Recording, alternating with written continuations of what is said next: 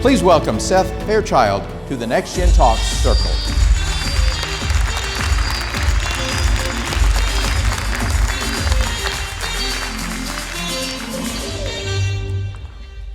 Guys, so excited to be here. Can't thank you enough for this opportunity. Let's give a round of applause for also Don Swift for kind of putting all of this together. Let's give him a round of applause real quick.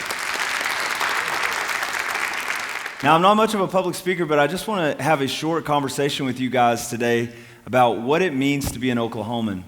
And as I look out across the audience, I see a number of young people. I see some not so young people, some gray hair in the room. I see a lot of wisdom. I see a lot of energy. I see a lot of potential.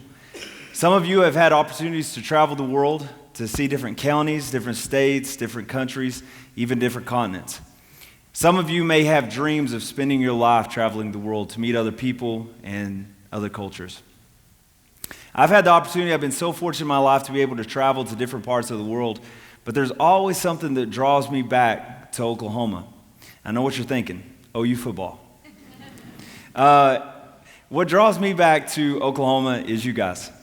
It's the people. There is something so unique about Oklahomans. So then the question becomes, what makes us different? What makes us unique? I believe it is in our roots. I believe as a state, we have special and unique roots that are different than any other state in America. As a Choctaw tribal member, these roots have special meaning to me. Being on a group that gets to go all around the world and teach our traditional social dances to literally thousands of people, knowing that Oklahoma represents over 39 different tribes in this one state is pretty special. If I was to even ask you the name Oklahoma, who could tell me what that means? Go ahead, what does it mean? Land of the red men. Red men. Okla, meaning people. Homa, meaning red. Literally the name of our state is Red People. And that is such a appropriately named name for our state, and it's been one that has carried us over a number of years. But I want to tell you a different meaning. I was having a conversation with one of our tribal historians actually a couple months ago, and he was saying we were in a meeting about our cultural center. We're building a cultural center this year, and he brought up something. So Homa was actually a title given to the bravest warriors. Those that went into battle, when they came back, if they didn't retreat, if they didn't run, if they fought bravely, they would put Homa at the end of your name. I thought, man, that's incredible. So another way to look at the name of our state is the people who don't retreat, those who don't run. And as a tribal member, I think back to stories during my lifetime where our people have not run. My grandmother was in boarding school. My great-grandmother signed the Dawes Roll. And I think back all the way to 1830, the Treaty of Dancing Rabbit Creek. And then the forced removals of our people from Mississippi to Oklahoma. It said that not a child under the age of 2 survived that. But our people are still here. We still stand strong. I don't know how many of you know, but Choctaws were actually the original code talkers. And in 1917, when they were called to fight alongside the Allied forces, they weren't even considered citizens of the United States. But they still fought. That's what it means to be an Oklahoman. But growing up in this state, born in Hugo, grew up in southeastern Oklahoma, that idea that we are a people who do not retreat, I think that's in all of our blood, Choctaw or non-Choctaw. And this has never been, for me, more evident than on April 19th, 1995, when our state suffered the largest domestic terrorist event in our nation's history. I was in the 5th grade at the time, and I remember a little bit about the event. I remember our teachers wanting to come to give blood, and I remember them being told no because we have so many people up here giving blood. And as I was working on this part of the speech, actually, Dr. Amy Post-McCorkle, who helped us all with our speeches, did a part of her dissertation over the Oklahoma City bombing. And she told a story of just a little anecdote about her experience that day. And she was working at the Bricktown Brewery. They had a 9 a.m. meeting. And of course, the explosion happened at 9:02. And she says, I can physically remember the building shaking. And they went up to the 4th story and looked around. They didn't know if something had hit the building or what had happened, and all the windows were busted out. And this was before smartphones, and it hadn't made national news yet, so they really didn't know what had happened, but they knew it was bad. 168 lives, 19 of them being children.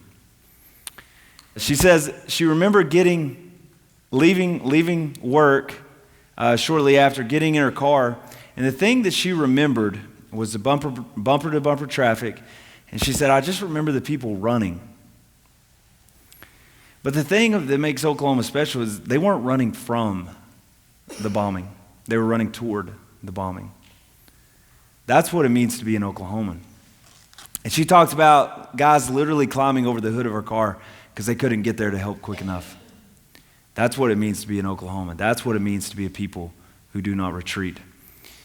The other time that immediately came to my mind of a situation in Oklahoma where people didn't run, they didn't retreat, was in 2013, the Moore tornadoes. 25 fatalities, hundreds injured, $2 billion in damage. But what did the people of Moore say? This is our home. We don't run. And it's crazy. I remember watching on the news and so many people saying, why do they keep living there? Are they crazy? No, we're Oklahomans. We don't run from any battles. We don't retreat. And that is what makes us special. That's what it means to be an Oklahoman. So we know that it's in our roots. We know that that is what separates us as people. Some of us, 80, 90 years old, you have seen many changes in the state. The younger ones, you hear stories. Many of you may not have been alive during the Oklahoma City bombing. This will be the first year that we graduate high school seniors that were not alive for 9/11. We have seen many things, but these roots make us strong. They make us who we are. Several years ago, I had an opportunity to teach some social dancing, some of our tribal dances, which are always social or animal-based for our tribe, to a group of elders and to a group of young Choctaws. And as we were wrapping up, we had just taught the snake dance, which is a really cool dance that we do where older people can participate and younger people can participate. And there was a young girl, probably about 10 years old, who came up to me afterwards, and she was asking about some of our regalia that we have and just talking about how much fun that she had getting to learn her culture. And as I stood by the door, there was a picture of our chief and assistant chief. And I said, do you know who those people are? And it was Chief Powell at the time and Assistant Chief Batten, now our chief. And she said, yeah, that's our leaders. That's our chief and assistant chief. And so I started giving her a hard time, and I said, are you going to be chief one day? Little 10-year-old, all knees and elbows, full-blood Choctaw. And she kind of put her head down real sheepishly, kind of looked down, and she said, I don't know if I could be a chief. And I kind of nudged her and said, hey, you think you'd be a good chief? And I still remember her body language changing. She stood up straight, she put her shoulders back, she put her chin up, and she said, I hope I would be. That's not the wisdom of a 10-year-old. That's the wisdom of her ancestors speaking through her. And as Oklahomans, that's our roots. That's where our strength comes from.